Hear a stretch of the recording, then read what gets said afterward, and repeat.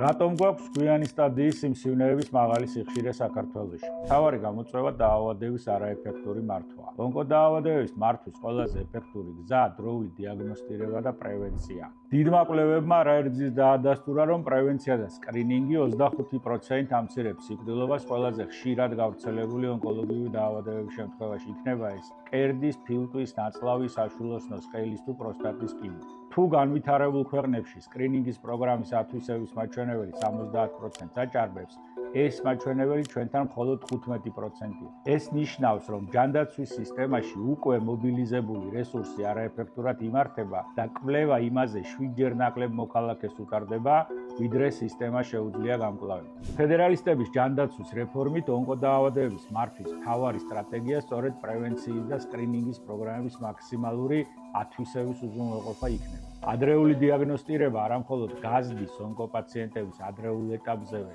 წარმატებით მკურნალობის შანსებს, არამედ გაამარტივებს რესურსების მობილიზებას უფრო მძიმე სტადიაში მყოფი პაციენტების მკურნალობისთვის. პრევენცია და დროული დიაგნოსტიკა ნიშნავს მეტ გადარჩენილ სიცოცხლეს.